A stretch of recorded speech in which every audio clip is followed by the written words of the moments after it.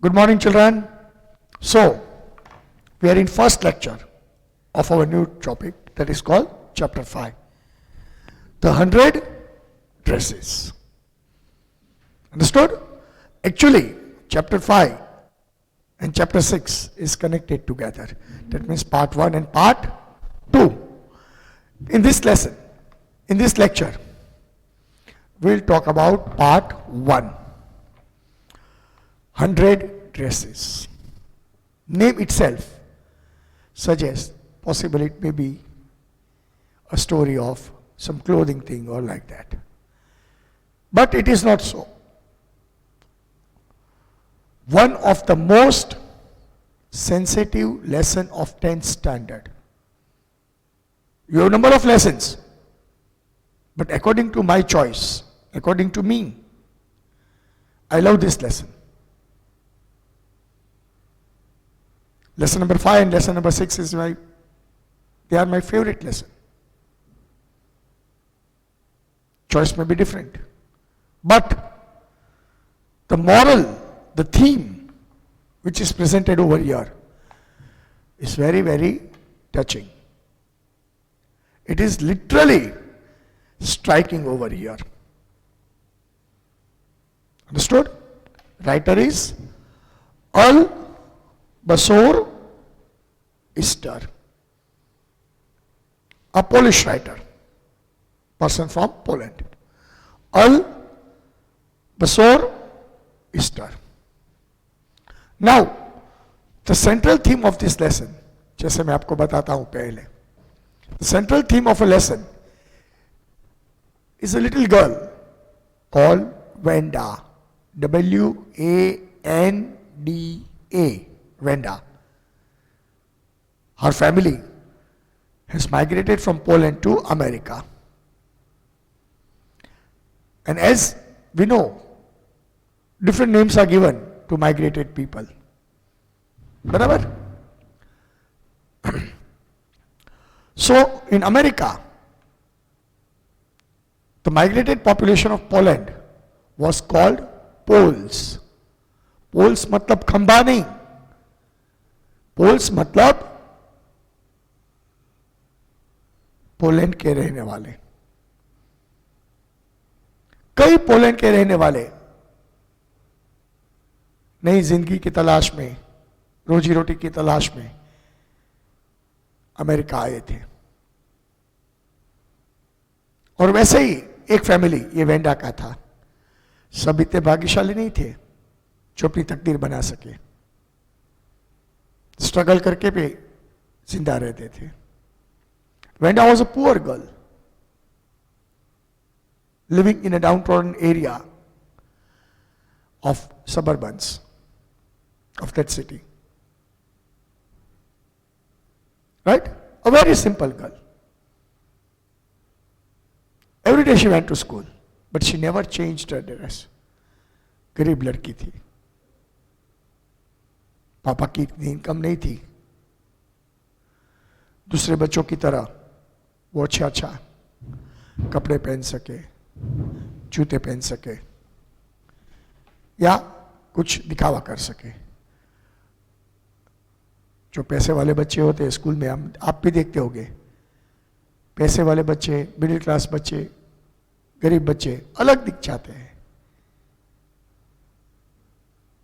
और गरीब बच्चों को इंफीरियर कॉम्प्लेक्स लगता है क्योंकि वो लोग शो ऑफ करते हैं, अपने पैसे का दिखावा होता है. और कई बार ऐसा भी होता है ये गरीब बच्चे ये पैसे वाले बच्चों की घृणा, मश्करी का शिकार भी होते हैं. ठीक इसी तरह ये वेंडा भी ऐसी परिस्थिति में से गुजर रही थी. She was played fun by her classmates. खास करके पेगी और दूसरी जो लड़की थी उसका नाम था मेंडेलिन. इसको शॉर्ट में मेंडी बुलाते थे. ये दोनों लड़कियां उसके पीछे पड़ गई थी और पैगी तो सबका बाप थी क्लास में, पैसे वाली लड़की थी। और वेंडा जो वहां रहती थी, वो इलाके का नाम था बोगिंस हाइट। जैसे हमारे भावनगर में कैसे अलग अलग इलाके, संस्कार मंडल है, अत्ताभाई है, सुभाष नगर है, ठीक इसी तरह न्यूयॉर्क में जो बोगिंस हाइट नामक इलाका था, उधर ज्यादातर पोलैंड के इमिग्रेंट्स लोग रहते थे। वेंडा का फैमिली भी छोटे से घर में उधर रहता था। पुअर इलाका था, डाउन ट्रॉडन इलाका था। वो चलते रोज आती स्कूल पे, और ये मैडी और पैगी दरवाजे पे उसका इंतजार करते थे, दोस्ती के लिए नहीं, उसको परेशान करने के लिए। स्कूल्स में आते ही उसको परेशान करते थे, उसकी मजाक उड़ाते थे, उसके ड्रेस की, उसके बाल की, उसके हुलिये की। और ये लड़की चुपचाप सुन लेती थी, सिर्फ हंसती थी। उसे भी वो पागल नहीं थी, उसे भी मालूम था कि सबके सामने मैं मजाक का साधन बन रही हूं, लेकिन वो मजबूर थी, क्योंकि अपनी गरीबी का वो अपने सामने ही अपना मजाक बना दे, तो वो क्या करे, क्योंकि वो फेस नहीं करती सकती थी। और ये लड़कियों का ग्रुप स्ट्रांग था, जैसे आप स्कूल में देखते हैं 2-4 लड़के लड़की ऐसे होते हैं जिसका स्ट्रांग ग्रुप होता है। तो कई साल ऐसे वीक बच्चे, गरीब बच्चे जो अंतमूर्ख होते हैं, सेल्फ रिजर्व होते हैं, ये बच्चे कुछ नहीं कर सकते और चुपचाप अपने पे जो बीतती है वो सह लेते हैं। ठीक ऐसी हालत में वेंडा की थी, चुपचाप वो सह लेती थी। रोज उसकी ड्रेस का मजाक होता था, क्योंकि रोज वो एक ही फ्रॉक पहन के आती थी स्कूल पे, वो एक ही फ्रॉक पहन के आती थी, एक ही ड्रेस। घर जाके वो चेंज करके, धुलाई करके अच्छी तरह वापस सुखा के दूसरे दिन वही पहनने का। बिल्कुल सीधी सादी लड़की। और इसी वजह से उसको मजाक का सामना करना पड़ता। और क्लास में भी जो नोटोरियस बच्चे थे उसके साथ उसको बिठाया जाता था।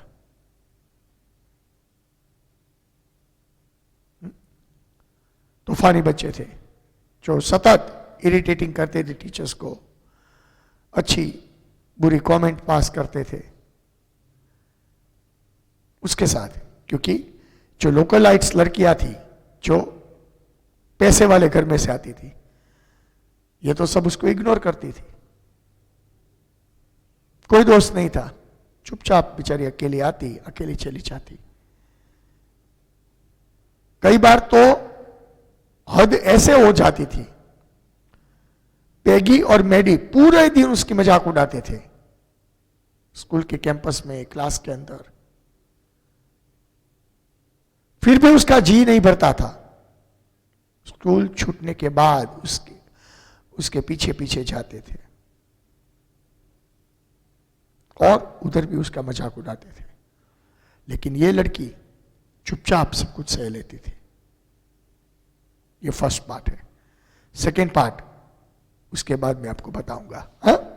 कम to page number 37 before we read some introduction.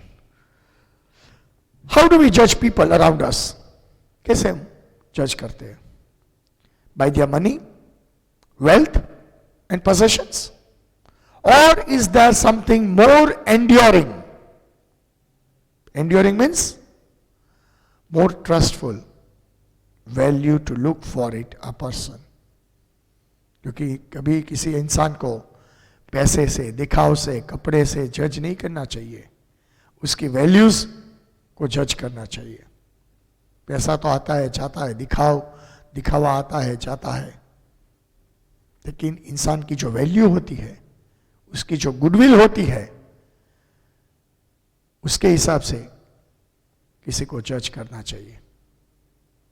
जज नॉट अकॉर्डिंग टू अपीयरेंस, ऐसे इंग्लिश में कहावत है.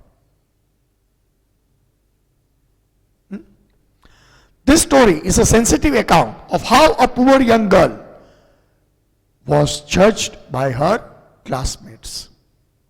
खास करके पैगी और Maddie. Wenda Petronsky, a young Polish girl who goes to school with an American children, is in American town. क्योंकि मैंने अभी आपको बताया ना, उसके पापा माइग्रेट होके अमेरिका आ गए थे और इधर अपनी को तकदीर बनाने में जुटे थे. बच्चे लोग इधर पढ़ते थे. वेंडा का छोटा भाई भी यही स्कूल में पढ़ता था, शायद वो भी ये सब फेस करता होगा. Now, part 5.1. Today, Monday, Wenda Petrosky was not in her seat. तो ये जो दोनों लड़कियां थी, जो मिस्टीवियस लड़कियां थी, उसको टेंशन हो गया क्यों वेंडा नहीं आई. They did not care for Wenda. They did not care for Wenda. Do you understand? On the contrary, they were thinking कि आज किसका मजाक उड़ाएंगे, क्योंकि हमारा जो मजाक का साधन है आज वो स्कूल नहीं आया है, तो आज हम किसकी मजाक करेंगे, किसको टीज करेंगे. इसीलिए ये दोनों लड़कियां टेंशन में थी, क्योंकि वेंडा नहीं आई थी अभी. But nobody even Peggy and Madeline means Maddy short में बोलते हैं, the girls who started all the fun noticed her absence. Right.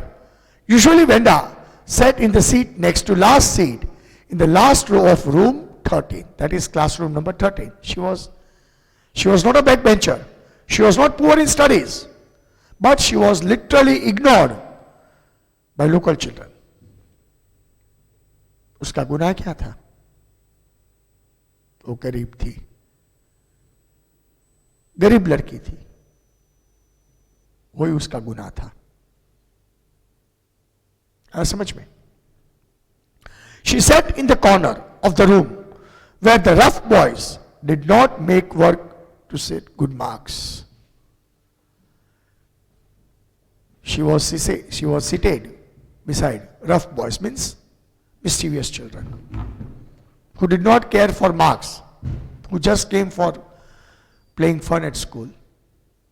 उसके साथ उसको बिठाया जाता था. The corner of the room where there was most scuffing એટલે tapping noise of the feet. वो कॉर्नर ऐसा था जहां से कमेंटें पास से हो रही थी, जूते की आवाजें निकाल रही थी. आप मिस्टीवियस लड़के को देखते हो क्लास डिसिप्लिन में, कैसी तरह तरह की मजाक मश्करी करते हैं. और अच्छे बच्चे जो होते हैं ना, उसको भी पढ़ने नहीं देते, क्योंकि कई सारे ऐसे बच्चे होते हैं जो स्कूल में सिर्फ मजाक मस्करी करने आते हैं, नाश्ता करने आते हैं, पढ़ाई के नाम पे जीरो. वो तो पढ़ते नहीं है, लेकिन दूसरों को भी पढ़ने नहीं देते. कई ऐसे बच्चे होते हैं. तो ऐसे जो बच्चे थे जो सतत कमेंट कर रहे थे, जुदी अलग अलग प्रकार की आवाजें निकाल रहे थे, अंदरूनी अच्छे बुरे वर्ड्स एक्सचेंज कर रहे थे, वो गैंग के साथ, वो लड़कों के साथ इस बेचारी लड़की को बिठाया जाता था. और जो होशियार होते थे, अपने आप को जो होशियार समझते थे, पैसे वाले थे, लोकलाइट्स थे, वो सब लड़कियों का ग्रुप आगे बैठता था. उस लड़की को बिल्कुल अकेली छोड़ दी थी. फिर भी वो लड़की चुपचाप अपनी पढ़ाई में ध्यान रखने की कोशिश करती. टीचर जो पढ़ाते वो कंसंट्रेट करने की कोशिश करती. किसी से कोई बहस नहीं, चुपचाप अपना काम करती और चली जाती. That was the understanding of that little girl. Great understanding. Understood? Scuffing of the feet, most roars of laughter, and even everything funny was said. The most mud and the dirt on the floor. जो गंदे जूते बाहर से कादव कीचड़ में से ले आते थे, उधर साफ करते थे. मतलब वो कोना बिल्कुल गंदा था.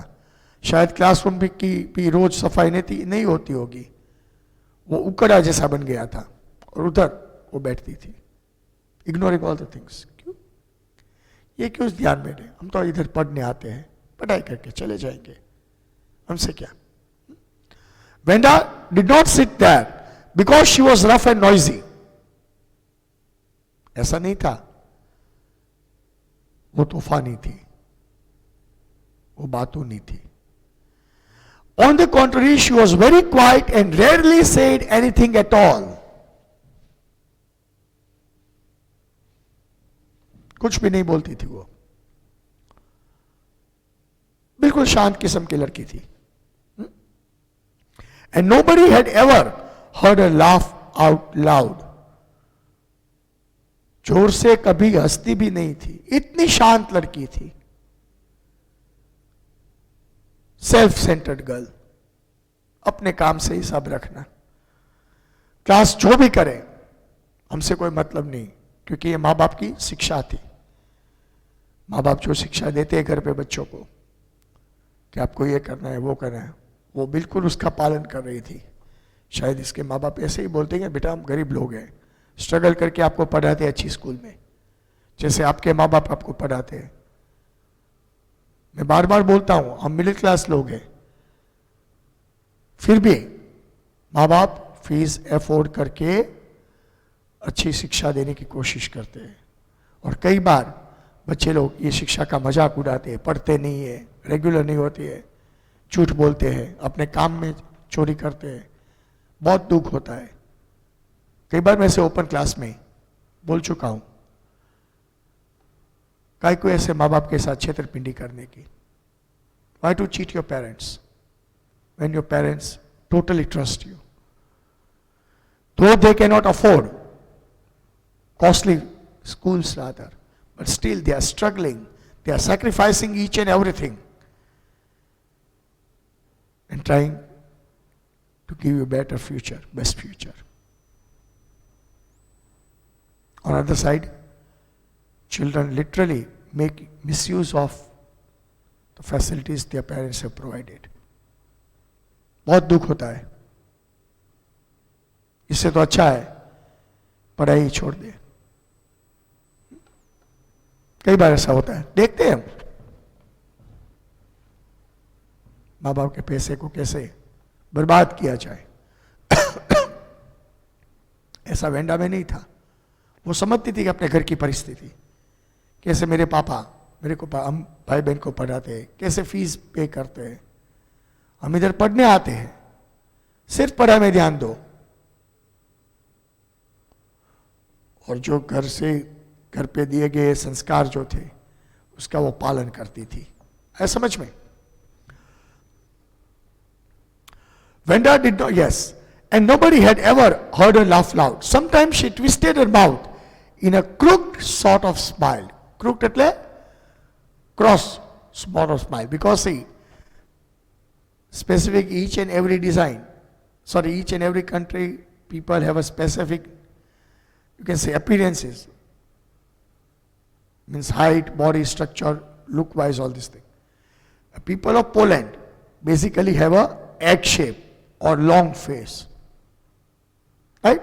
The eyes are usually yellowish blue. Yellow shade आती है. बाहर सुनहरे होते हैं. Right? And she was a thin girl. She just gave a crooked smile. Crooked means bent smile. जो पीछे उसका मीनिंग दिया गया ग्लॉसरी में. Right? Crooked, delicate smile. Right? Crooked spot of smile. But that was all. कभी कभार हंस लेती थी, छोटी सी हंसी. Nobody knew exactly why Venda sat in that seat. Unless it was because she came from all the way from Bogin's Height. Bogin's Height is the name of a backward area where she used to live. पिछड़ा हुआ इलाका था, उधर कोई infrastructure ऐसा नहीं था, गंदा गोबरा इलाका था, right? And her feet were usually caked with dry mud. पिछड़े इलाके में से आती थी, तो ऐसा ही उसका हुलिया होगा, जूते पे धूल लगी हुई थी, कई बार ऐसे मड जमा होती हो गई होती, गरीब घर की लड़की थी, right? But no one really thought much about Venda Petronsky. Once she sat in the corner of the room. I समझ में? The time when they thought about Venda was outside the school hours.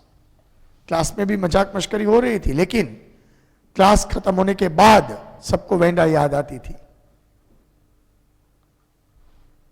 क्यों? मजाक के लिए. At noon time, when they were coming back to school or in the morning, early before the school began, सुबह और दोपहर को ही Wanda की जरूरत होती थी मजाक के लिए.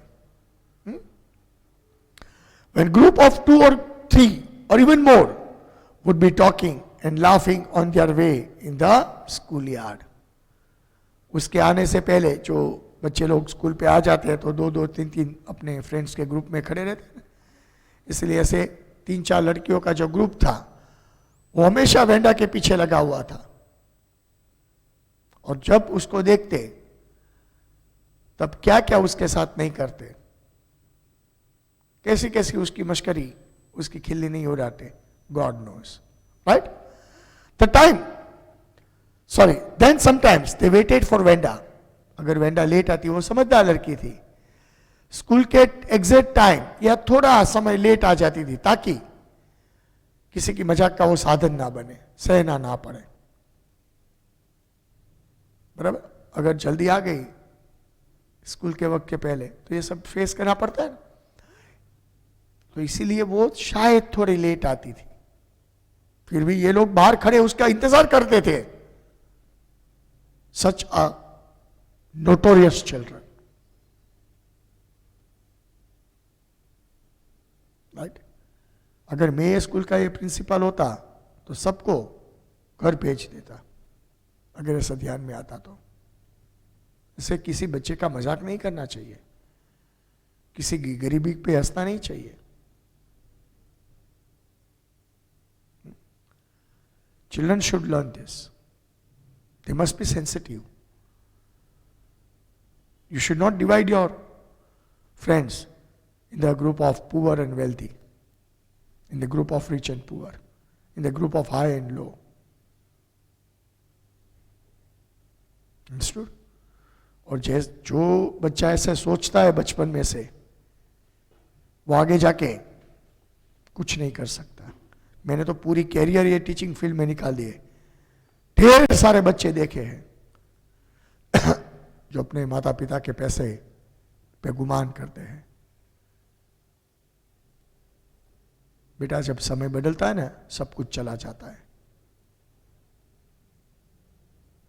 और जब हकीकत में बुरा वक्त आता है तब कोई आपका साथ नहीं देंगे, सब कुछ छोड़ के चले जाएंगे, क्योंकि आपने किसी का साथ नहीं दिया. अच्छे वक्त में आपने किसी से अच्छे रिश्ते नहीं निभाए, आप किसी को काम नहीं आए, तो क्यों ये दुनिया आपका हाथ पकड़े? It's a very selfish world. ये साधु संतों की दुनिया नहीं है, भूल जाना. ये सब आदर्श बातें तो सिर्फ बुक में ही चलती है. जेनरोसिटी एंड सेंसिटिविटी, कंपैशन, ये सब बातें बुक में और भाषणबाजी में अच्छी लगती है, लेकिन वास्तव में ऐसा नहीं है. दुनिया स्वार्थ पे चलती है बेटा. इसीलिए सबके साथ मिलजुल के रहो, सबके साथ अच्छे संबंध बनाए रखो. कौन जाने कब किसका हमको हाथ थामना पड़े, किसकी जरूरत पड़े, कैसे पता। वेंडा ये किस्म की लड़की थी, वो अपने आप की दुनिया में रहने वाली थी, बेसिकली अवॉइड करती थी, फिर भी ये लोग उसके पीछे पड़ गए थे, right. Then sometimes they waited for Wenda to have the fun with her. The next day, Tuesday, Venda was not in school either, and nobody once again noticed her absence.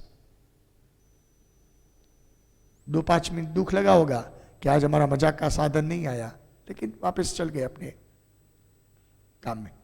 But on Wednesday, Peggy and Maddie, who sat down front with other children, who got good marks, and who didn't track in a whole lot of mud, did notice that Venda wasn't there. It was third consecutive day. Monday, Tuesday and today Wednesday. आज शायद class का result भी आया होगा, कोई test best होगी, उस वक्त भी वेंडा एब्सेंट थी। Peggy was the most popular girl in a school. पैसे वाली बाप की औलाद थी, तो थोड़ा इगोइस्टिक थी, सब उसको बुलाते थे, फॉल्स रिस्पेक्ट भी देते थे, इसीलिए वो लड़की हवा में आ गई थी, ऐसे समझती थी मेरे हिसाब से सब कुछ चलता है।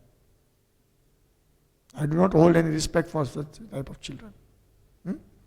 She was pretty. She had many pretty clothes and her hair was curly. आपकी टेक्स्ट बुक में उसका फोटोग्राफ दिया है, देखो। And Maddie was her closest friend. वो मिडिल क्लास लड़की थी, लेकिन अमीर लड़की के साथ दोस्ती की वजह से उसको भी ऐसा लगता है मैं भी कोई राजकुमारी हूं, मेरे फादर भी कोई रियासत के मालिक है, राजा है। उसके पापा स्ट्रगल करके उसको पढ़ाते थे, हम भी ऐसे देखते हैं ना। एक सामान्य क्लास का लड़का जब अमीर दोस्त बनाता है तब उसकी डिमांडें बहुत बढ़ जाती है, वो भूल जाता है कि मेरे घर की असलियत क्या है। सेम मैडी के साथ ऐसा ही हुआ था। पेगी पैसे वाली बाप की औलाद थी, मैडी को भी ऐसा लगा, और ऑन द कॉन्ट्ररी पेडी ये जो पुराने ड्रेसेस होते थे, बुक्स होते थे, ऐसा कुछ होता था, वो मैडी को देती थी। मैडी ये सब पहनती थी, फिर भी अपने आप को किसी रियासत की राजकुमारी से कम नहीं समझती थी। इतना उसमें ईगो था, और वो ईगो की रीजन कौन थी? पेगी। अंडरस्टूड? वो पेगी के साथ रह रह के ऐसी बन गई थी। The reason Peggy and Maddie noticed Venda's absence was because Venda had made them late to school. आज बहुत गुस्सा आता था वेंडा पे, क्योंकि उसके लिए 5-15 मिनट वो लोग वेट किया मजाक के लिए, लेकिन आज वेंडा नहीं आई, वो उसको लेट हुआ, इसीलिए अंदर से बहुत गुस्सा हो रहे थे, क्यों नहीं आई, हमारा टाइम बिगाड़ दिया, ऐसा ऐसा। They had waited and waited for Venda to have some fun with her, and she just didn't come. They often waited for Venda Petrovsky to have fun with her. ऐसा आज नहीं हुआ था, कई बार ऐसा होता था, वो वेंडा के लिए वेट करते थे।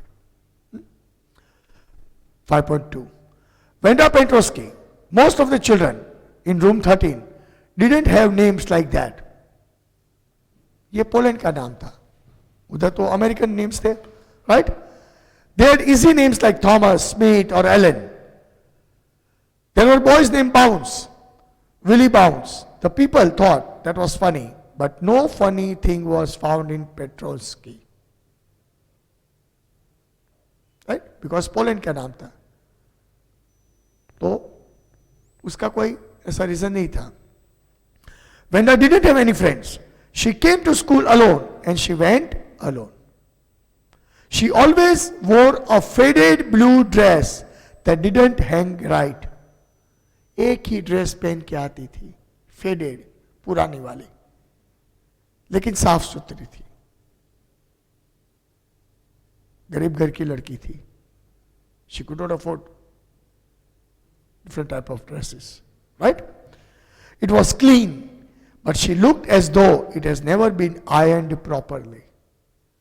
रोज साफ सुथरा ड्रेस पहनती थी, एक ही ड्रेस था, लेकिन उस पर आयन कभी नहीं दिखाई देती थी. पॉसिबली एक ही ड्रेस पे आयन क्या करने का, रोज पहनना है. और बच्चों, एक हमारी गुजराती में कहावत है, गरीब माँ बाप અને ફાટલા કપડા ये अपनी इज्जत नो नक्की करे. अगर हमारे माँ बाप गरीब है, अगर हमारे क्लोथ्स पुराने हैं, फटे हुए हैं, फिर भी लेकिन हमारी इज्जत जो बरकरार होती है वो सबसे बड़ा एसेट होती है. We should not be ashamed. Never never ever be ashamed with poor parents and torn out clothes. अगर हम गरीब है, उसमें कोई शर्म वाली कोई बात नहीं है.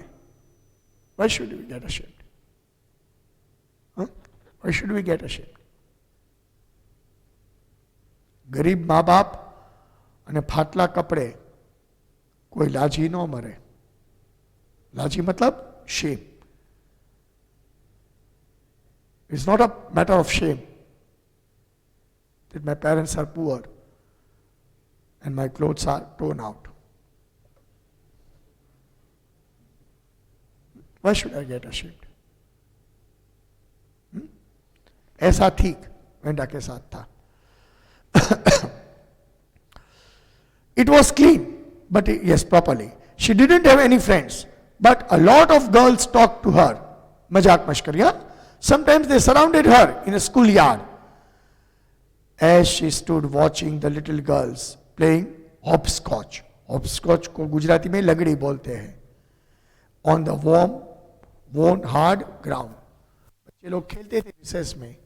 रिसेस के बाद पीटी पीरियड जो था, वो एक साइड खड़े रह के सब देखती थी, क्योंकि कोई उसको खिलाता नहीं था, कोई बुलाता नहीं था. अपने आप को एम्यूज करती थी खड़ी खड़ी अकेली, क्योंकि सब बच्चों का ग्रुप था, ये अकेली थी. कहां जाए? Venda, Peggy would say in a most courteous manner, not courteous but in taunting, as though she was talking to Miss Mason. Miss Mason was a head mistress. जैसे अपनी टीचर से बात करती है, ऐसे उसकी मजाक का शुरुआत करती थी.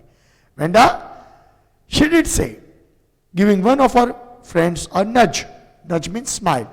Tell us, how many dresses did you say you had hanging in your closet? Closet means cupboard. सबके सामने वो पूछती थी. वेंडा, बताओ तो, तेरे कबर्ड में तूने कितने ड्रेसेस बोले थे? तेरे पास कितने ड्रेसेस है? क्यों ऐसा बोलती थी? क्योंकि वो रोज एक फ्रॉक पहन के आती थी, पुराना वाला, विदाउट आयरन. सबके सामने उसका अपमान होता था, उसकी गरीबी का अपमान होता था. क्लियर? 100, वेंडा वुड से, मेरे पास तो 100 ड्रेस है. अरे भैया, अगर वास्तव में उसके पास 100 ड्रेस होते तो वो पुरानी ड्रेस पहन के थोड़ी आती, एक ही ड्रेस पहन के थोड़ी आती. वो ये अमीर बच्चों को समझना चाहिए, किसी की गरीबी का मजाक नहीं उड़ाना चाहिए. किसी की गरीबी का कभी मजाक नहीं उड़ाना चाहिए. ऐसा समझ में? 100, exclaimed the little girl incredulously. Incredulous means surprisingly. देखो मीनिंग ग्रॉसरी में दिया है. Slowly, unwillingness to believe. Surprisingly, oh a 100 dress છે. પછી કયો સ્ટેટમેન્ટ આવે? તો રોજ એકનો એક કેમ આ ફાટલો તૂટલો પહેરો છો? Taunting. And the little ones would stop playing hopscotch and listen. जो आगे पीछे वो बच्चे जो खेलते थे वो भी अटक जाते थे. सो ड्रेसेस. और सेकेंड स्टेप पूछते कौन से मटेरियल के ड्रेस है, कितने कॉस्टली है. वेंडा बता दी. या 100 all lined up in my cupboard. सब अरेंज किए हैं. There has been a thin lips drawn together in silence. She used to tighten her lips after giving this answer. What are they like? All silk? I bet, said Peggy. तेरे पास तो 100 dress है, बहुत महंगे हो गए. Silk के हो गए, बहुत महंगे हो गए. वेंडा एक स्टेप ऊपर जाती थी. नहीं, सिल्क से नहीं, उससे भी बढ़िया मटेरियल वेलवेट के हैं. Velvet, all silk, all colours. Velvet के ड्रेसेस है, सिल्क के. और आप बोलो वही कलर मेरे पास है, आप जो बोलो वो कलर मेरे पास है, लेकिन मैं संभाल के रखती हुई, मैं एक ही ड्रेस पहनती हूँ. मेरे को वो पुराना हो जाए अच्छा नहीं लगता. मेरे घर पे मैंने संभाल के रखे है. वो दूसरा पार्ट है, वो सस्पेंस है, वो मैं आपको नहीं बताऊंगा, वो सेकेंड पार्ट में आएगा. इसीलिए हाँ, आपको भी ऐसा लगता होगा अगर ये बच्ची के पास 100 ड्रेसेस है तो क्यों ऐसा करती है. वास्तव में नहीं था. वेलवेट टू, या velvet too, 100 dresses. Wenda would repeat stolidly. Stolidly means with confidence. देखो मीनिंग दिया है. Not showing any feeling. Confident. Normal.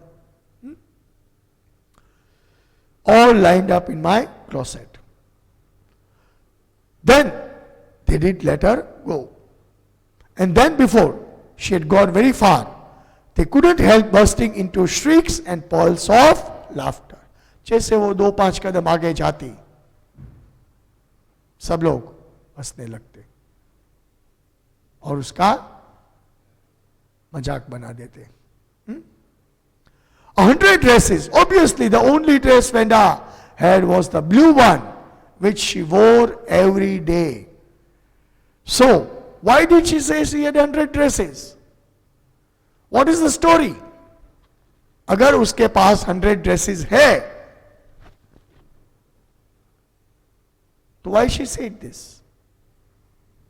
What is the reason of saying lies?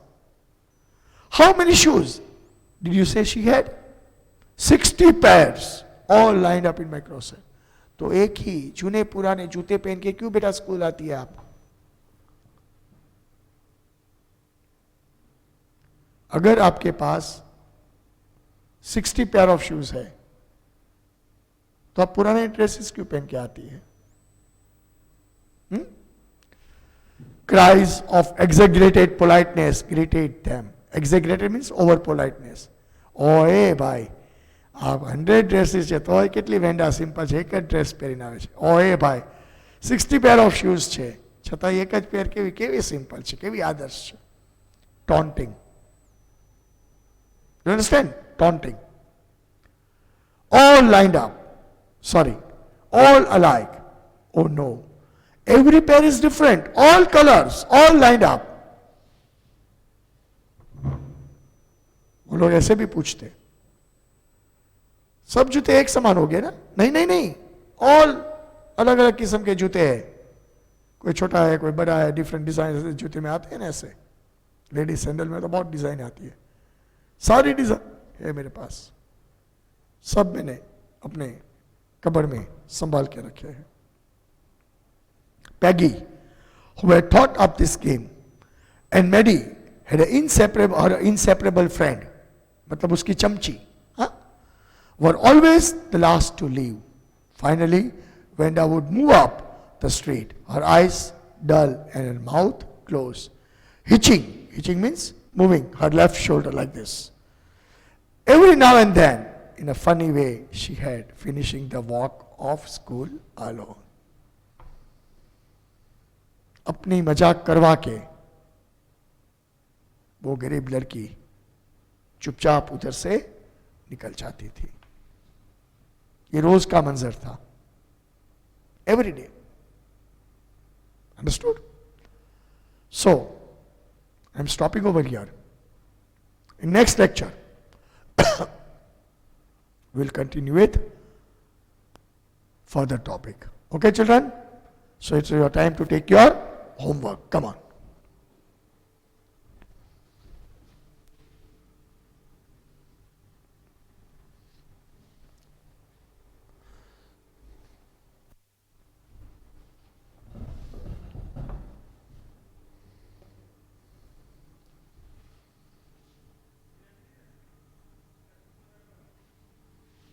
Question number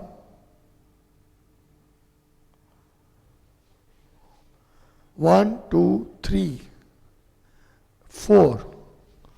1, 2, 3, 4.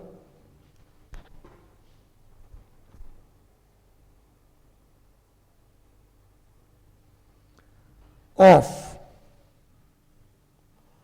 topic 5.1 from material. Right? So this is your homework. Question number 1, 2, 3, 4 of topic 5.1. अभी 5.2 में हम है, इसलिए मैं वो नहीं चलाता. From material. आया समझ में? In next lecture, we'll continue with other part. Okay?